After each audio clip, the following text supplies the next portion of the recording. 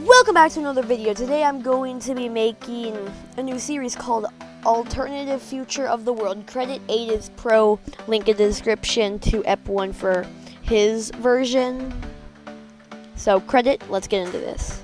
I tried making this map about as realistic as it can get with like occupied territories, but I don't know every single one, like this piece of Ukraine and the little panhandle of Georgia. That's about all I know though. So this starts off with China taking the waters around Taiwan and essentially just surrounding the island. They said that they were going to do this by 2027. So the Chinese start by landing on the south part of the island and moving up to their capital. And then they make another landing here, and then they surround their capital. And Taiwan does not fall. They do end up pushing the Chinese out of their waters, and that's around when America shows up. The Americans start freeing the waters around Taiwan and make a small landing on this island here, capturing it and then a little bit of the Chinese coast. China pushes back the rebels a little bit, and they take a little more water around Taiwan. But America quickly takes the water around it and starts pushing China out. America captures Taiwan and liberates it. The rest of the Chinese army push most of the Americans off the mainland and push them back in the water a little bit and retake this piece of Taiwan. And at this time, China calls in North Korea, which immediately brings South Korea in, plus Japan and the Philippines. And then that brings in Pakistan on China's side, and India on America and Taiwan's side.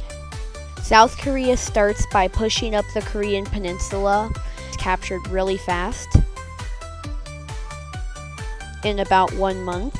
And then they wait for Japanese soldiers to arrive. Once they do, they start pushing up the Chinese peninsula a little bit, not too much, before the Chinese push them back to around where they started. Japan starts pushing through the waters of China and makes a landing here. Takes a lot of the Chinese coast, and then South Korea does the same and meets up here, surrounding some Chinese warships, which then surrender. China starts getting a little scared once they get towards Beijing, so most of the military pulls out of all other regions to defend here and push back the South Koreans and Japanese, which helps America push up in to the mainland. And the Filipino soldiers arrive in Taiwan when China fully takes it over. And then American and Filipino troops take back the island and liberate it. And then Taiwan, with the help of the US, pushes in and takes the coastline around China. And then when that was happening, 1 million Indian troops crossed the border into Pakistan, cutting them off from the coast. Chinese troops are unable to get to India because of the Himalayas, but Pakistan does push the Indians back a little bit, but not quite to where they started. And it's not going good over here since this is where most of the Chinese army is. Seoul is about to fall, and North Korea is liberated. Vietnam allies and starts pushing into China. Bit of revenge. Vietnam mobilizes all 5 million of its reserves, and they absolutely shred up China around these mountains here and push deep in. But it's kind of the not too good area of China. Vietnam quickly makes peace with China after they have everything they want. So Vietnam leaves the alliance.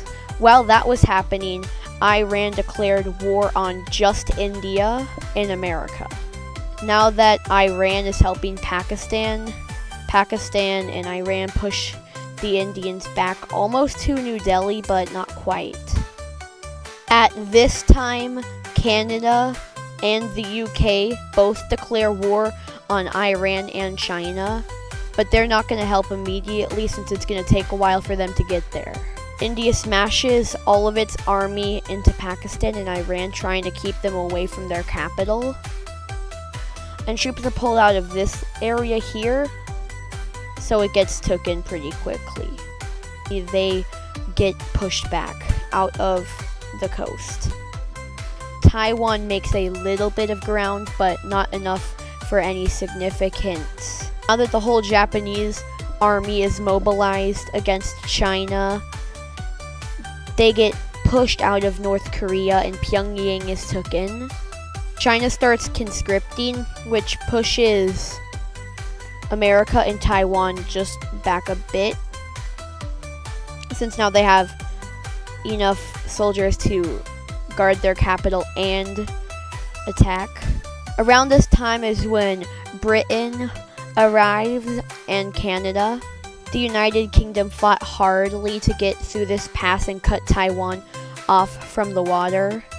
Saudi Arabia declares war on Britain after there is a little skirmish with British and Saudi Arabian warships. And at this time, Egypt declares war on Saudi Arabia, which completely catches them off guard since all their soldiers are at the, I'm just going to call it the Iranian Sea. And they push down here, capturing this mountain range. And they push towards their capital, but get denied access in. And then their army here is split off, but does not fall. Now that Saudi Arabia is distracted, Britain keeps going. Iran pulls out of the war after that. So British armies retreat and start pushing and start helping India push back Pakistan. After about 3 weeks, this is what Pakistan looks like, and they surrender. A peace treaty is signed only with Pakistan and Iran. And this is what Pakistan looks like now. Iran really didn't lose anything besides a little bit of this to Pakistan. So now India moves through Nepal into China, which is not good for the Chinese, but they can't really do anything about it. And now Canada lands in China, taking a lot of the coast. And since China's distracted with Canada now, America can push up, and then they encircle the Chinese with Canada and obliterate their army. And while that happens, South Korea and Japan push towards Beijing and capture it, and the war ends. Here's the peace treaty. So taking a look at the peace treaty, Communist China no longer becomes a country. The Philippines get this land here. Taiwan gets a bit of China back. America gets this little piece.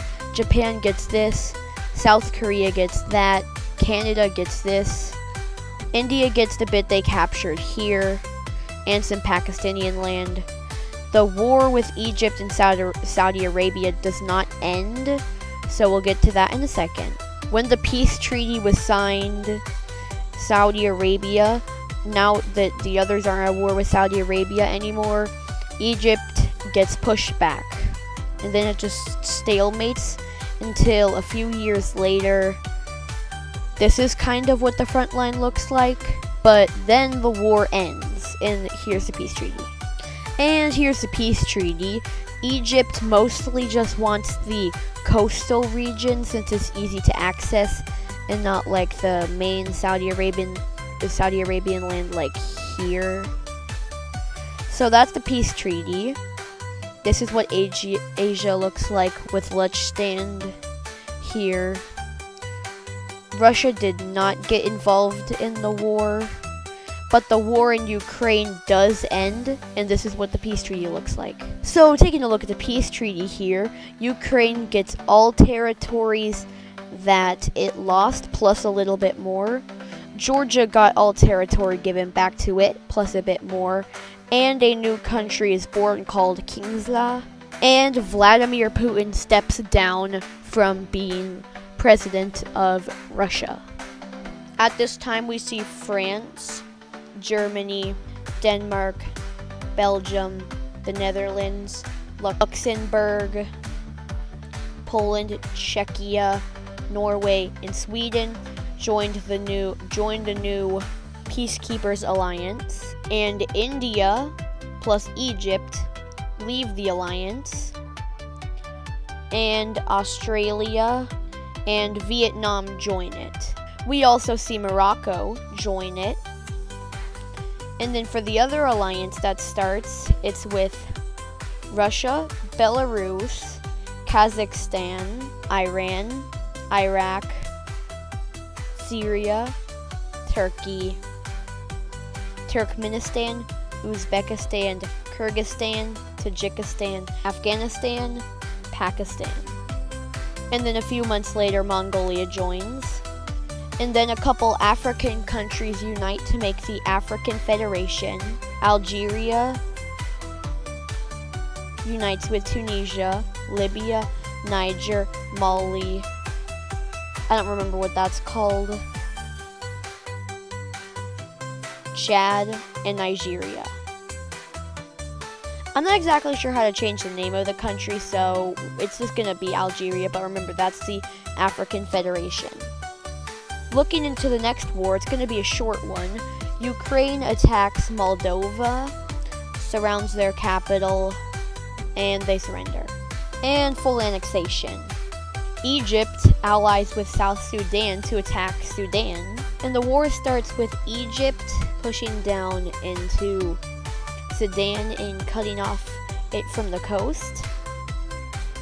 And then before Sudan can react, South Sudan does the same.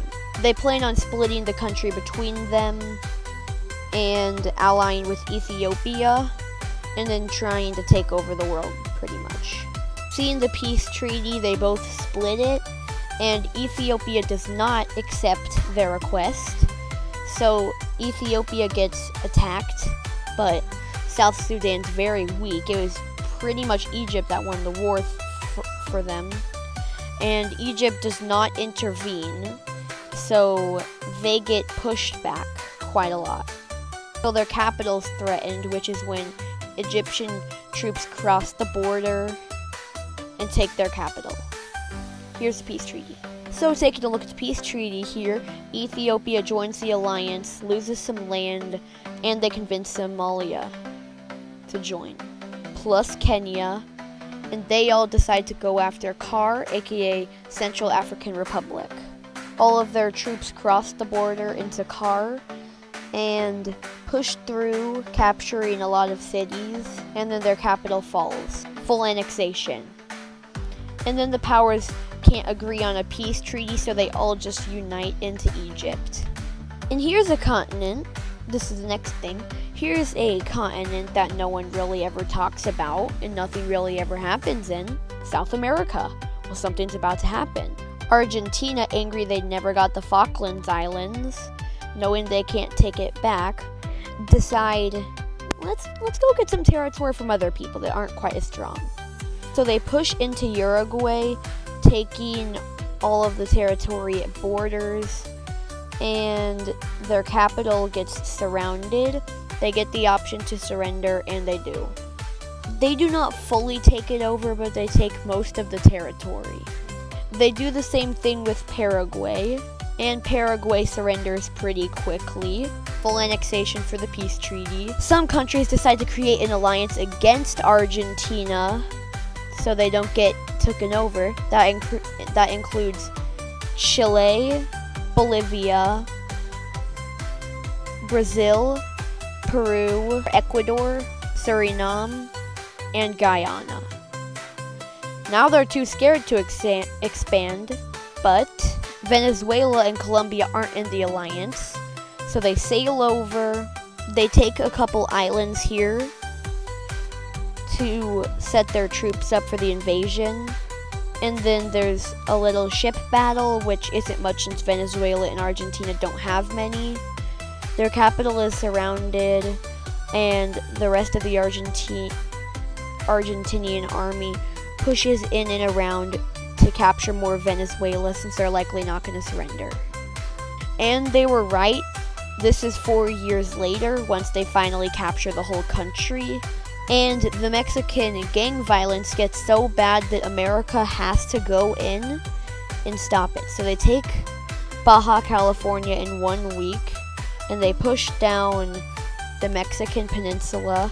They make landings in the Gulf and take Mexico's coast over here, and Mexico surrenders.